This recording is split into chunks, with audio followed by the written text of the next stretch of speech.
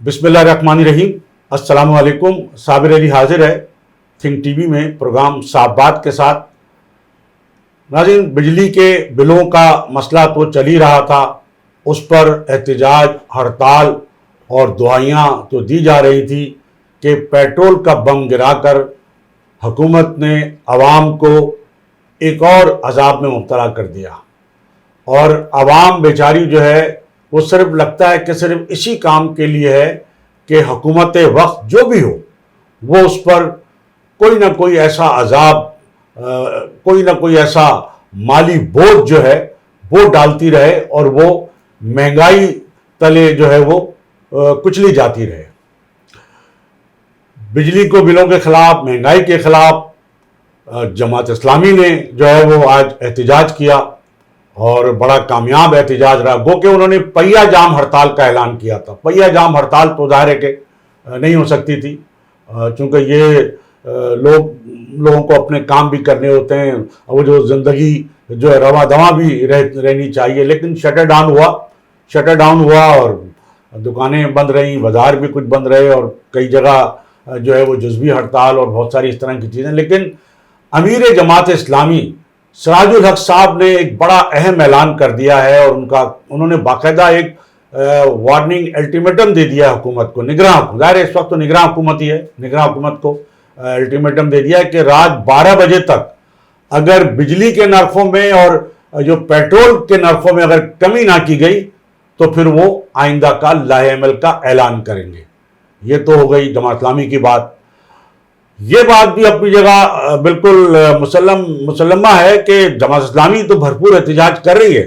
لیکن کوئی بڑی پارٹی جس میں پاکستان پیپلز پارٹی اور مسلم لیگ نون شامل ہے، اور کراچی کی جو ظاہر جماعت ہے MQM پاکستان، وہ بھی چونکہ اتحادی رہی حکومت کی، ہر حکومت کی، تو وہ بھی شامل ہے کہ کسی قسم کے کسی بڑے احتجاج کا کوئی ابھی تک مطلب ہے کہ کوئی عملی جو ہے وہ اقدام سامنے نہیں آیا۔ جماعت اسلامی نے بہرحال احتجاج کیا، اور جماعت اسلامی کے ایک رہنما ہیں امیر الاعظم، ان کا ایک ویڈیو کلپ ہے، وہ بھی ہم آپ کو سنوائیں گے۔ MQM حقیقی کے چیئرمین آفاق احمد صاحب بھی مسلسل اس پر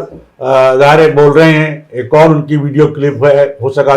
ایک اور ان کی ویڈیو کلپ چل رہی ہے سوشل میڈیا پہ، ہو سکا تو وہ بھی ہم آپ کو سنوائیں گے۔ پھر مسلم لیگ نون نے باقاعدہ جو ہے وہ جو قائد مسلم لیگ نون ہے میاں نواز شریف صاحب،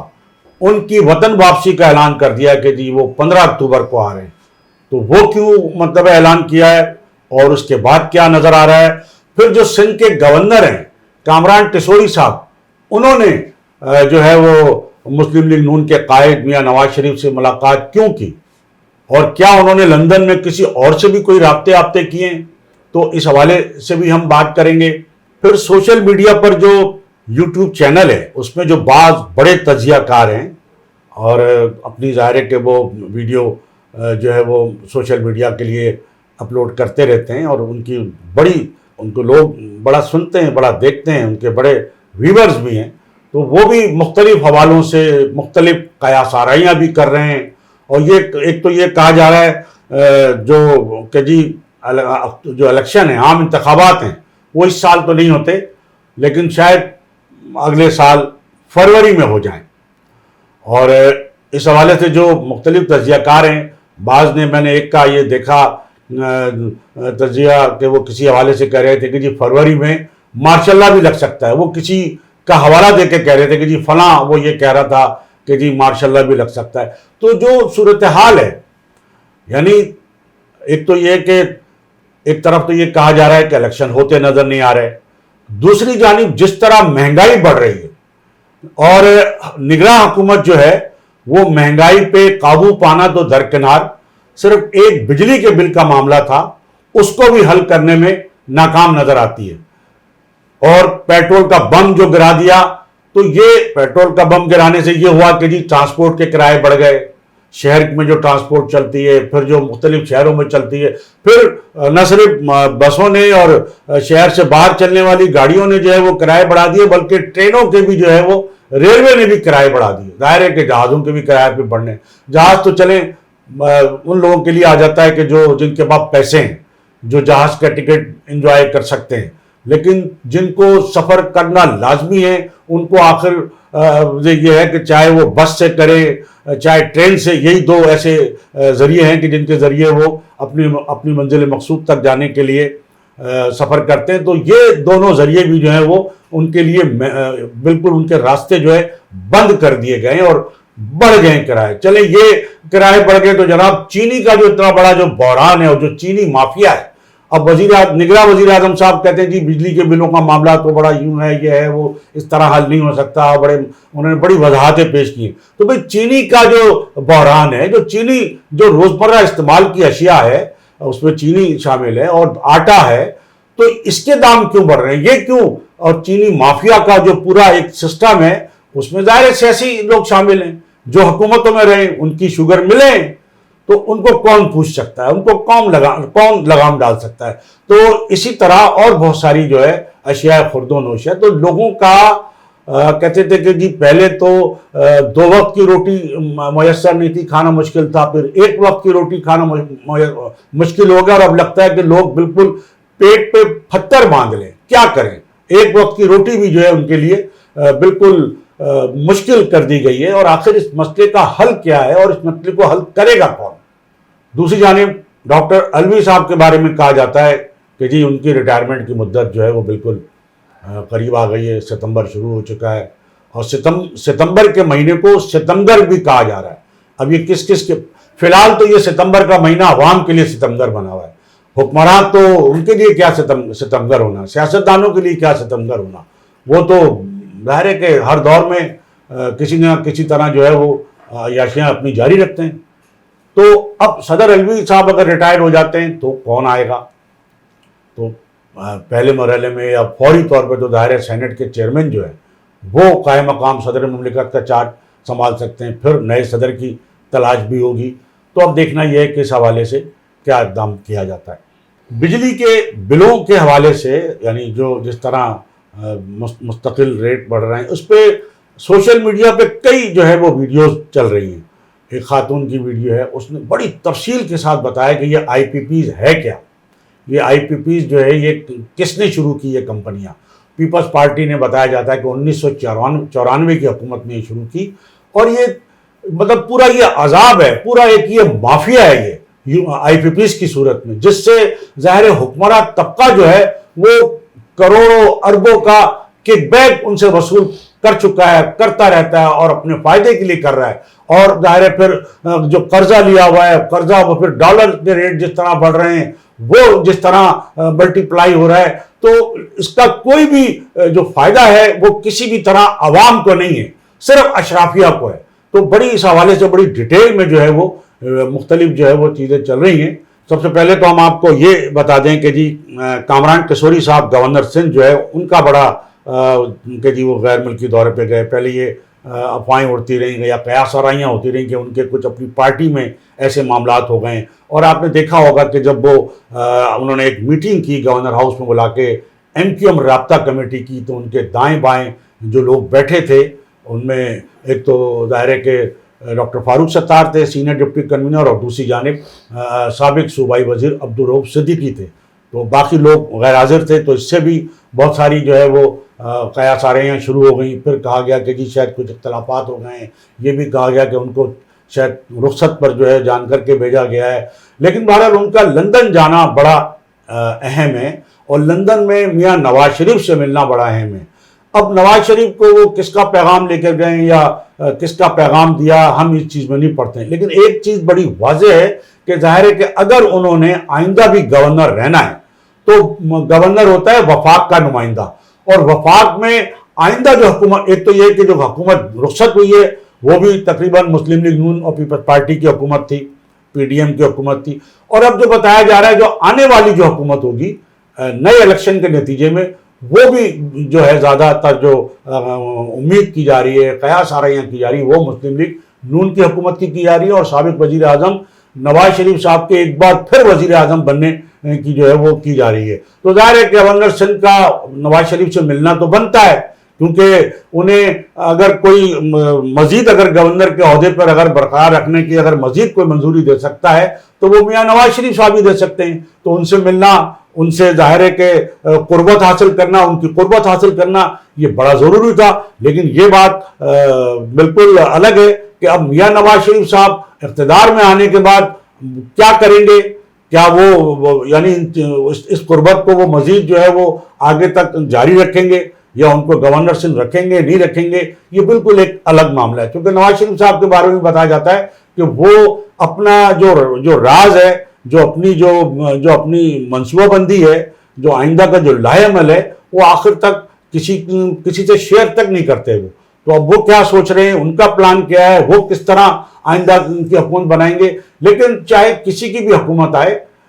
آئندہ انتخابات کے نتیجے میں عوام کو ریلیف ملتا نظر نہیں آ رہا ہے. اس لیے کہ اگر نواز شریف صاحب بھی چوتھی دفعہ وزیر اعظم بن جائیں گے تو کوئی نئی بات نہیں ہے. وہ پہلے بھی 3 دفعہ رہ چکے ہیں، ان کے بھائی ابھی رہ چکے ہیں. پیپلز پارٹی آ جائے تو ظاہر ہے کہ پیپلز پارٹی، تو انہی دونوں جو بڑی سیاسی پارٹیاں ہیں، اس وقت ملک جس معاشی بحران کا شکار ہے اور عوام جو اس وقت جو دہائی دے رہے ہیں، وہ ظاہر ہے انہی دونوں پارٹیوں کی جو ہے وہ پیدا کردہ ہے. اب اگر یہ اقتدار میں آ جائیں گی تو ان سے کوئی اچھی امید تو نہیں لگائی جا سکتی.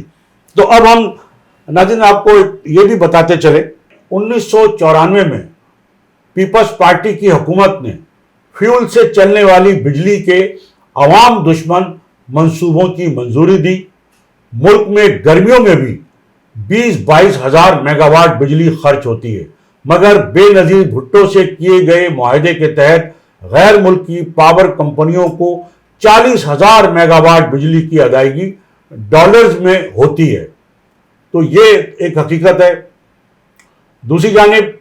ہم نے آپ کو بتایا تھا کہ جماعت اسلامی کے ایک اہم رہنما ہیں، ان کا جو ایک ویڈیو کلپ ہے وہ ہم آپ کو یہاں سنوا دیتے ہیں. کوئی اور نہیں کہہ رہا، جماعت اسلامی کے رہنما یہ بات کر رہے ہیں. تو کوئی اور کہتا ہے تو ظاہر ہے کہ اس پہ تو، اور پھر مسلم لیگ نون کیوں کہے گی، پیپلز پارٹی کیوں کہے گی، یا ایم پاکستان کیوں کہے گی، وہ تو ان حکومتوں کا حصہ رہی ہے. پی ٹی آئی بھی نہیں کہے گی، وہ بھی حکومت کا حصہ رہی ہے. لیکن جماعت اسلامی کے یہ رہنما جو باتیں کر رہے ہیں، یہ ہم آپ کو جو ہے وہ ان کا کلپ جو ہے وہ آڈیو کی صورت میں آپ کو سامنے پیش کرتے ہیں. لعنت ہے ان لوگوں پر جو قوم کو آ کے یہ کہتے ہیں کہ ہم آئی ایم ایف سے بات کریں گے اور پھر آپ کو کچھ ریلیف دینے کی بات کریں. گویا ان لوگوں کو بتا رہے ہیں کہ پاکستانی قوم آزاد قوم نہیں ہے. پوری صورتحال میں جو وزیر اور مشیر اور کہیں کہ ہم آئی پی پیز کے ساتھ کوئی نظر ثانی نہیں کر سکتے کیونکہ ہم نے معاہدوں کی پابندی کرنی ہے، تو عوام کے غم و غصے کو دیکھ لیں، ہم ان لوگوں کی زبانوں کو کھینچ لیں. وہ معاہدے میلا فائڈی ہیں اور قانون کی نظر میں میلا فائڈی معاہدوں کی کوئی وقت نہیں ہوتی. ہم بار بار اعلان کرتے رہے ہیں، مطالبے کرتے رہے ہیں کہ کوئی بھی معاہدہ کیا جائے اسے آپ اسمبلی میں لے کر آئیں. جو معاہدے اسمبلی میں آ جائیں تو اس کی تو پھر بھی کوئی بات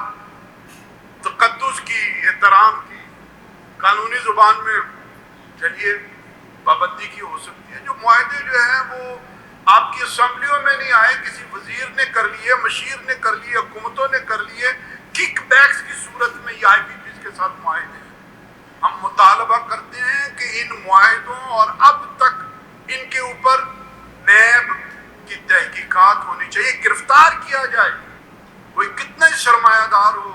اور یہ کہے کہ جی بیرون ملک سے ہم پیسے لے کر آئے تھے، ان کو گرفتار کیا جائے. اس لیے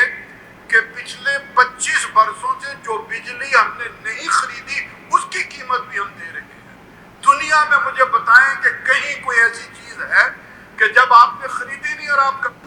چارجز کے نام کے اوپر ان کو پیسے دے رہے ہیں. ان کو نیشنلائز کریں، ان کو سزائیں دیں، ان کو پھانسیوں پر چڑھائیں، اور وہ لوگ جنہوں نے کک بیکس دیے ان کو بھی شامل تفتیش کیا جائے. اس سے کم ہم راضی نہیں ہوں. تو ناظرین آپ نے یہ گفتگو سنی جو جماعت اسلامی کے ایک اہم رہنما کی ہے، یہ کوئی اور نہیں کہہ رہا. تو بالکل یہ عوام کی ترجمانی ہے اور اس وقت ہر شخص یہی بات کہہ رہا ہے. بجلی کی جو بلوں میں جو اضافہ ہے اور جو بجلی سپلائی کرنے والی جو کمپنیاں ہیں، جو آئی پی پیز ہیں، ان کی حقیقت آپ نے دیکھ لی. تو یہ دیکھیے نیب کے اتنے کیس اور بڑا یہ عدالتیں اور بڑے نوٹس اور